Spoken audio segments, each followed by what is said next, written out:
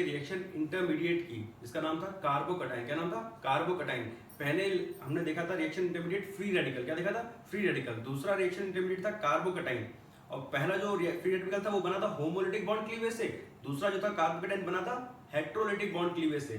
तीसरा जो reaction intermediate हम आज पढ़ने जा रहे हैं इस लेक्चर में, उसका नाम है कार्बोनाइन। क्या नाम है? कार्बोनाइन। कार्बोनाइन। ठीक है, तो जानेंगे कि कार्बोनाइन कैसे बनता है, कैसा बॉन्ड क्लीवेज होता है, क्या उसका स्ट्रक्चर होता है, क्या उसकी ज्योमेट्री होती है, कितने नंबर ऑफ इलेक्ट्रॉन्स होते हैं, ये सारी बातें इस लेक्चर में हम लोग जानेंगे। कार्बोनाइन के बारे में इस लेक्चर में हम लोग बात करने वाले हैं। कैसे बनेगा कार्बोनाइन? तो आप बात हमने अभी की थी अभी कि मान लीजिए जो स्ट्रक्चर बना के दिखाया था उसी स्ट्रक्चर में अगर इलेक्ट्रोनेगेटिविटी कार्बन की ज्यादा होती तो वो दूसरे एटम का इलेक्ट्रॉन अब तक खींच लेता, और जब बॉन्ड टूटता, जब बॉन्ड स्प्लिट करता तो वो उसका इलेक्ट्रॉन लेके चला जाता, और कार्बन पे चार्ज कैसा आता? नेगेटिव आता।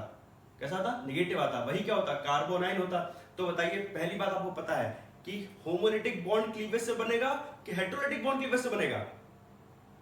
कार्बोनाइन is always formed by heterolytic bond cleavage. Homolytic से बन ही नहीं सकता है।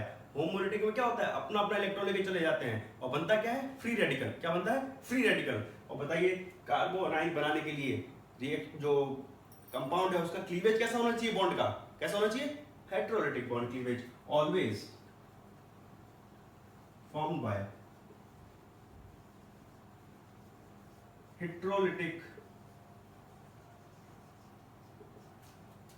Bond cleavage. Bond cleavage heterolytic bond cleavage से बनता है हमेशा। क्या होता है हेट्रोलिटिक बॉन्ड क्लीवेज? फिर से देखते हैं एक बार। कार्बन पे लगे 3 एल्काइल ग्रुप और एक ग्रुप लगा हुआ है, इसको हम नाम इसका देते हैं डी। क्या देते हैं? डी। रेडिकल में ए बोला था एग्जांपल के तौर पे, इसमें बी बोल दिया था कार्बोकटाइन में, और इसमें एग्जांपल ले रहे हैं डी, इसमें कार्बोनाइन में। तो बताइए, एक बॉन्ड हमेशा किससे बनता है? हमेशा 2 इलेक्ट्रॉन से बनता है। एक बॉन्ड हमेशा 2 इलेक्ट्रॉन से बनता है, मतलब हम जानते हैं हमेशा एक बॉन्ड में जो होता है वो शेयरिंग कितने की? 2 इलेक्ट्रॉन की शेयरिंग होती है। तो हमें दिख रही है 2 इलेक्ट्रॉन शेयरिंग दिख रही है। अब बताइए, हमने एग्जांपल इसमें माना है कि इसमें कार्बन की इलेक्ट्रोनेगेटिविटी ज्यादा है। कार्बन की इलेक्ट्रोनेगेटिविटी ज्यादा है, इसका मतलब जो बॉन्ड पेयर के इलेक्ट्रॉन है उसको अट्रैक्ट करने की टेंडेंसी तो बोलते हैं इलेक्ट्रोनेगेटिविटी। तो इसका मतलब जो सी है, जो कार्बन एटम है, वो बॉन्ड पेयर के इलेक्ट्रॉन को अपनी तरफ शिफ्ट करेगा, अपनी तरफ शिफ्ट करेगा। इसका मतलब जो हमें ऐसे दिख रहा है वो वास्तव में ऐसा होगा नहीं, कुछ ऐसा होगा कि इलेक्ट्रॉन यहाँ नहीं, इलेक्ट्रॉन यहाँ और यहाँ रखे होंगे। जो कार्बन है उसने इलेक्ट्रॉन अपनी तरफ शिफ्ट कर लिए हैं, अपनी तरफ शिफ्ट कर लिए हैं। तो रियलिटी में कुछ ऐसी इमेज दिख रही होगी। तो जब इनका क्या होगा? बॉन्ड क्लीवेज होगा। जब इनका बॉन्ड क्लीवेज होगा, जब इनका बॉन्ड क्लीवेज होगा, तो बताइए ये इलेक्ट्रॉन यहाँ रखा होगा, और जब बॉन्ड क्लीवेज होगा तो कुछ ऐसा होगा, कुछ ऐसा दिखेगा। हीट दी है और बॉन्ड ब्रेक हो रहा है, बॉन्ड ब्रेक हो रहा है। तो बताइए कुछ ऐसा दिखेगा। इसका मतलब कुछ ऐसा स्ट्रक्चर निकल के सामने आएगा कि कार्बन के पास क्या आ गया है? कार्बन के पास आ गया है एक नेगेटिव चार्ज, एक नेगेटिव चार्ज, या फिर 2 इलेक्ट्रॉन आ गए हैं, और प्लस डी के पास क्या बचा है? Positive charge. डी के पास क्या बचा है? Positive charge. बनने वाला इंटरमीडिएट केमिस्ट्री में कहलाता है कार्बोनाइन। क्या कहलाता है? कार्बोनाइन।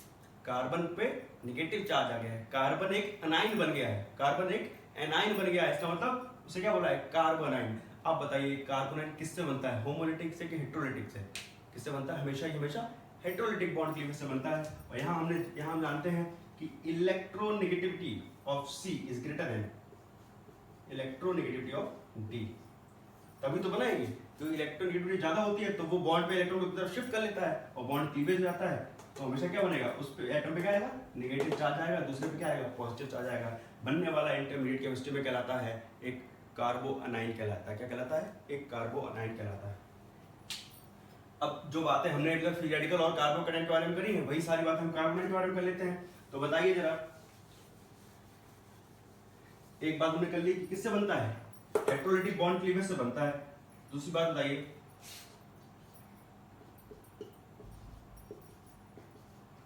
कार्बन पे नेगेटिव चार्ज आ गया है। एक बात बताइए जरा, इसकी नंबर ऑफ इलेक्ट्रॉन बताइए जरा, नंबर ऑफ इलेक्ट्रॉन बताइए जरा। बताइए कितने इलेक्ट्रॉन है? एक बॉन्ड में 2 इलेक्ट्रॉन होते हैं, हम जानते हैं। एक बॉन्ड में 2 इलेक्ट्रॉन होते हैं, हम जानते हैं।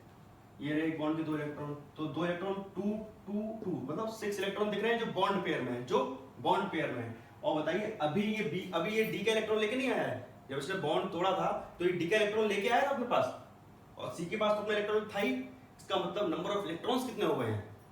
6। और इस नेगेटिव चार्ज में कितने इलेक्ट्रॉन हैं? 2। एक खुद का है, एक डी का है। अभी ये लेके आया था वहां से, जब हमने क्लीवेज कराया था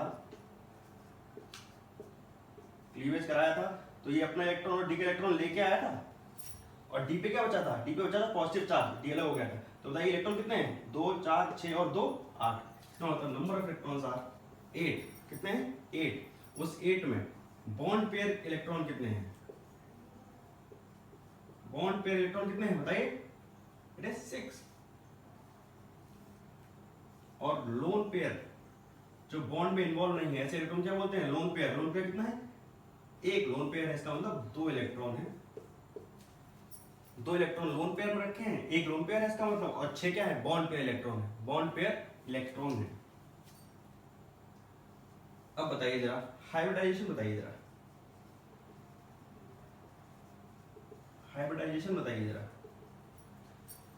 4 इलेक्ट्रॉन जब 4 बॉन्ड बनाता है कार्बन तो हाइब्रिडाइजेशन क्या होती है? sp3। यहां बॉन्ड कितने बन रहे हैं? बॉन्ड कितने बन रहे हैं? 3। इसका मतलब हाइब्रिडेशन क्या हो जाएगी? sp2। क्या हो जाएगी? sp2। आप सभी जानते हैं, आपको बात इतने समझ में आई चुकी है, हाइब्रिडेशन हो जाएगी sp2।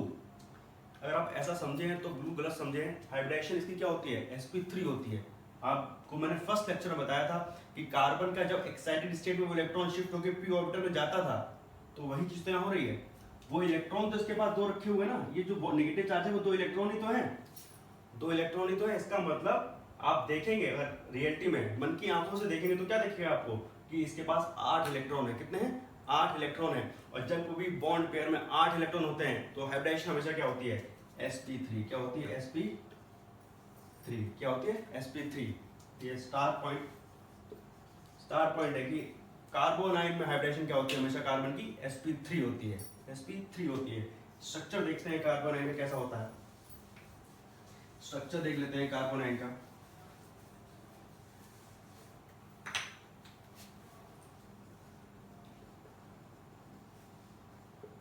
स्ट्रक्चर बताइए। हमने जाना था कि कार्बन का जब सिंगल बॉन्ड से 4 बनते थे तो स्ट्रक्चर कुछ ऐसा होता था। इसे क्या बोलते थे? टेट्राहेड्रल। क्या बोलते थे? टेट्राहेड्रल। हाइब्रिडेशन क्या होती थी? sp3। ये कब था? जब चारों बॉन्ड सिंगल होते थे। यहाँ पे क्या है? यहाँ कुछ ऐसा हो गया है कि कार्बन है और यहाँ कुछ एल्काइल ग्रुप लगे हुए हैं, और उसका जो ये वाला बॉन्ड था, ये बॉन्ड तो टूट गया है, लेकिन वो डी का इलेक्ट्रॉन लेके भागा है।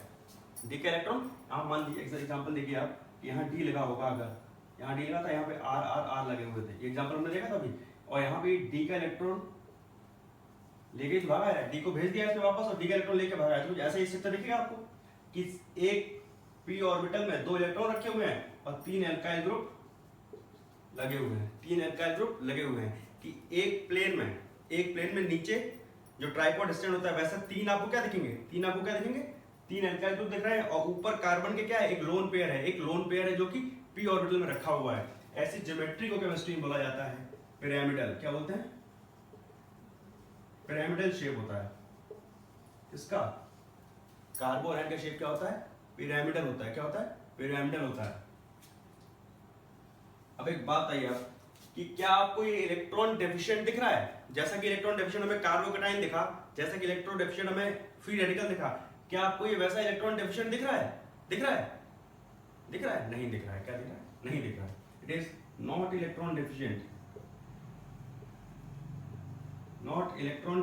क्या होता है ये? इलेक्ट्रॉन रिच दिख रहा है हमें। तो हमें दिख रहा है उसमें एक्सेस में इलेक्ट्रॉन रखे हैं, 2 इलेक्ट्रॉन रखे हैं, जिसको ये दान करना चाहता है कि आए और कोई बॉन्ड बनाए, कोई आए और बॉन्ड बनाए। खाली इलेक्ट्रॉन रखे उसको क्या करेगा? कुछ नहीं करेगा। तो चाहता है कि नंबर ऑफ बॉन्ड्स ज्यादा से ज्यादा हो। 2 इलेक्ट्रॉन रखे हैं, इसका मतलब क्या है? इलेक्ट्रॉन रिच है, और इलेक्ट्रॉन डेफिशिएंट बिल्कुल भी नहीं है। तो हमने एक बात जानी अभी कि फ्री रेडिकल कैसा था? इलेक्ट्रॉन डेफिशिएंट था। कार्बोकैटायन कैसा था? इलेक्ट्रॉन डेफिशिएंट था। लेकिन कार्बो अनाइन केमिस्ट्री का एक ऐसा इंटरमीडिएट है जो क्या होता है? इलेक्ट्रॉन रिच होता है। क्या होता है? इलेक्ट्रॉन रिच होता है। एक्सिस में इलेक्ट्रॉन दिख रहे हैं। ज्योमेट्री क्या होती है? पिरामिडल शेप होता है। क्या होती है? पिरामिडल ज्योमेट्री होती है। हाइब्रिडाइजेशन क्या होती है? sp3 होती है। क्या होती है? sp3 होती है। बताइए हेटेरोलिटिक बॉन्ड क्लीवेज से बनेगा कि होमोलिटिक से? क्या बनेगा? It is always formed bye heterolytic bond cleavage. तो हमने जाना कि केमिस्ट्री में इंटरमीडिएट जो हमने 3 पढ़े हैं उसमें से एक इंटरमीडिएट ऐसा है फ्री रेडिकल जो कि बन रहा है होमोलिटिक बॉन्ड क्लीवेज से। किससे बन रहा है? होमोलिटिक बॉन्ड क्लीवेज से। और बाकी दोनों इंटरमीडिएट कैसे बन रहे हैं? Heterolytic bond cleavage. Heterolytic bond cleavage से बन रहे हैं कार्बोकैटायन और कार्बोएनाइन। 3 इंटरमीडिएट हमने केमिस्ट्री को पढ़ लिए हैं। एक इसको बेसिक फ्लोचार्ट में अगर सम अप करना चाहें तो कुछ ऐसा दिखेगा। तीनों इंटरमीडिएट अगर हम आपको एक फ्लोचार्ट में दिखाएं तो कुछ ऐसा दिखेगा।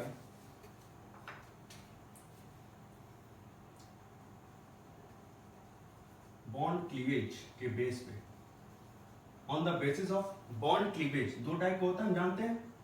इट इज ईदर होमोलिसिस और हेटेरोलिसिस। 2 टाइप का बॉन्ड क्लीवेज होता है, या तो होमोलिसिस होगी या फिर हेटेरोलिसिस होगी। और होमोलिसिस में हमेशा इंटरमीडिएट क्या बनता है? एक फ्री रेडिकल बनता है। क्या बनता है? एक फ्री रेडिकल बनता है। इसमें क्या होता था? Electronegativity of carbon equals to electronegativity of A था। जो एग्जांपल हमने लिया था उसमें ए एटम लिया था, उन दोनों की इलेक्ट्रोनेगेटिविटी क्या थी? बराबर थी या फिर ऑलमोस्ट बराबर थी। तो क्या बना था? फ्री रेडिकल बना था। क्या बना था? Free radical. इसको कैसे दिखाएंगे? कार्बन पे अनपेयर्ड इलेक्ट्रॉन था, कार्बन पे एक अनपेयर्ड इलेक्ट्रॉन था, इसे ऐसे रिप्रेजेंट करते हैं फ्री रेडिकल था। अब बताइए जब कभी हेटेरोलिसिस होगी तो 2 इंटरमीडिएट बन सकते हैं। हमने अभी देखे 2 इंटरमीडिएट बन सकते हैं, या तो electronegativity of C is less than electronegativity of B, या दूसरा केस है electronegativity of C is greater than electronegativity of D। जब कभी ऐसा होता था तो बनने वाला इंटरमीडिएट कहलाता था कार्बोकैटायन। कार्बोकैटायन। और जब कभी ऐसा होता था तो कार्बोकैटायन जब इंटरमीडिएट बनता है उसे क्या बोलते हैं? कार्बोनाइल। क्या बोलते हैं? कार्बोनाइल। इसको दिखाते हैं कार्बन के ऊपर पॉजिटिव चार्ज और इसको दिखाते हैं कार्बन के ऊपर एक लोन पेयर। एक लोन पेयर। बात आपको समझ में आ गई कि सारे इंटरमीडिएट को हमने समराइज कर दिया एक फ्लोचार्ट में कि जब कोई बॉन्ड क्लीवेज होमोलिसिस होती है तो फिर बनता है फ्री रेडिकल। जब कोई हेटेरोलिसिस होती है तो 2 केस हैं, या तो इलेक्ट्रोनेगेटिविटी कार्बन की ज्यादा होगी तो वो इलेक्ट्रॉन लेके चला जाएगा अपनी तरफ, तो क्या बन जाएगा? कार्बोनाइन। और कार्बन की कम होगी तो दूसरा एटम इलेक्ट्रॉन लेके कार्बन के चला जाएगा और क्या बन जाएगा? कार्बन पे पॉजिटिव चार्ज। क्या बोलेंगे? कार्बोकैटायन। तो केमिस्ट्री में हमने 3 इंटरमीडिएट फॉर्म करने सीख लिए हैं कि इंटरमीडिएट कैसे बनता है, होमोलिसिस से कौन सा बनेगा, हेटेरोलिसिस से कौन सा बनेगा, उसके बाद इलेक्ट्रॉन कितने होंगे, ज्योमेट्री क्या होगी, हाइब्रिडाइजेशन क्या होगी, सारी बातें हमने सीख ली हैं। एक बात हम और जानना चाहते हैं, एक कॉन्सेप्ट और हल्का जानते हैं। बताइए जरा इसमें से कौन से इंटरमीडिएट ऐसे थे, कौन से इंटरमीडिएट ऐसे थे जो कि इलेक्ट्रॉन डेफिशिएंट थे? इलेक्ट्रॉन डेफिशिएंट थे 2, एक था फ्री रेडिकल, एक था कार्बोकैटायन। और इलेक्ट्रॉन रिच था एक, कार्बोएनाइन। क्या था? कार्बोनाइन। तो इसे बोलेंगे फ्री रेडिकल, इसे बोलेंगे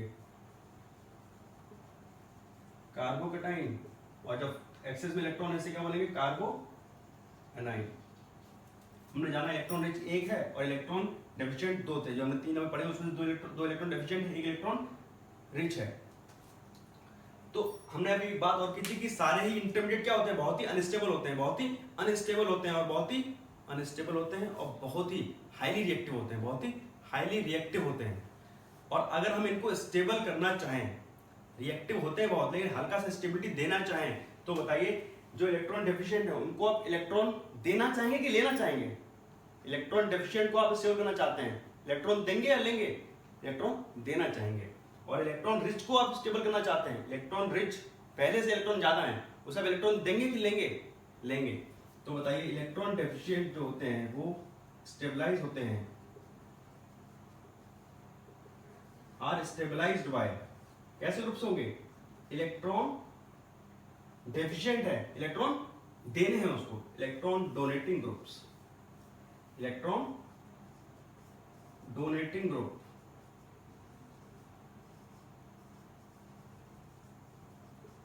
मतलब कार्बन के पास कुछ ऐसा ग्रुप लगा दो जो कि इलेक्ट्रॉन कार्बन को दे, जो कि अपने इलेक्ट्रॉन कार्बन को दे, तो ये कार्बन क्या हो जाएगा, स्टेबिलिटी की ओर जाएगा, स्टेबिलिटी की ओर जाएगा। और अगर कार्बन पहले से रिच है इलेक्ट्रॉन में, तो ये स्टेबल कैसे होगा, स्टेबलाइज्ड बाय किससे, इलेक्ट्रॉन एक्सेस में, तो इलेक्ट्रॉन इसके विड्रॉ कर लो, electron withdrawing group, electron withdrawing group. बात आपको समझ में आ गई होगी कि इलेक्ट्रॉन पहले से रिच है तो इलेक्ट्रॉन ले लो उसके, स्टेबल हो जाएगा, इलेक्ट्रॉन विड्रॉइंग ग्रुप लगा दो, ऐसा ग्रुप लगा दो कार्बन के पड़ोस में जो कार्बन से इलेक्ट्रॉन क्या करे, विड्रॉ कर ले, तो वो कार्बन का जाएगा स्टेबिलिटी की ओर जाएगा। है बहुत ही हाईली रिएक्टिव, सारे इंटरमीडिएट क्या होते हैं, बहुत ही रिएक्टिव होते हैं, लेकिन इनमें भी थोड़ी सी स्टेबिलिटी की हम लोग बात कर रहे हैं कि अगर थोड़ा सा स्टेबल करना चाहें तो कैसा ग्रुप लगा दें, इसके पास एक ऐसा ग्रुप लगा दें, डायरेक्टली कार्बन से एक ऐसा ग्रुप जोड़ दें जो कि इलेक्ट्रॉन क्या करे, विड्रॉ कर ले, और इनके पास कोई ऐसा ग्रुप लगा दें जो कि इलेक्ट्रॉन क्या कर देने, डोनेट कर दे। तो इलेक्ट्रॉन डोनेटिंग ग्रुप से कौन स्टेबल होता है, फ्री रेडिकल और कार्बोकैटायन। इलेक्ट्रॉन विड्रॉइंग ग्रुप से कौन स्टेबल होता है, कार्बोएनाइन। कौन से ग्रुप इलेक्ट्रॉन डोनेटिंग होते हैं, कौन से इलेक्ट्रॉन विड्रॉइंग होते हैं, जैसे जैसे रिएक्शन मैकेनिज्म आगे बढ़ रहा है हम इसकी भी चर्चा करेंगे, अलग सेपरेट लेक्चर्स में बात करेंगे कौन से ग्रुप इलेक्ट्रॉन विड्रॉइंग है, कौन से इलेक्ट्रॉन डोनेटिंग है।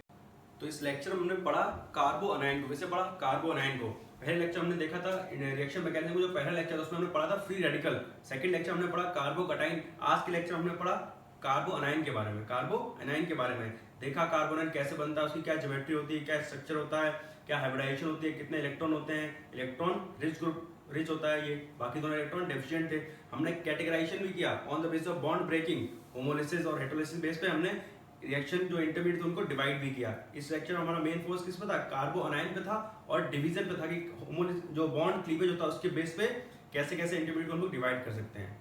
तो इस लेक्चर में हमने फोकस किया कार्बोएनाइन पे। जो आने वाले लेक्चर्स होंगे रिएक्शन मैकेनिज्म अभी कंटिन्यू रहेगा, उसमें हम बात करेंगे कि कौन कौन से इलेक्ट्रॉन विड्रॉइंग ग्रुप होते हैं, कौन से इलेक्ट्रॉन डोनेटिंग ग्रुप होते हैं, और कौन से मैकेनिज्म से वो कार्बन से जुड़कर इलेक्ट्रॉन विड्रॉ इलेक्ट्रॉन डोनेट करेंगे और इंटरमीडिएट को स्टेबल करेंगे, क्योंकि सारी बात ही किसकी करने वाले हैं, इंटरमीडिएट और उसकी स्टेबिलिटी की। तो आगे जो होंगे लेक्चर्स में बात करेंगे कि कैसे इंटरमीडिएट को स्टेबल करना है।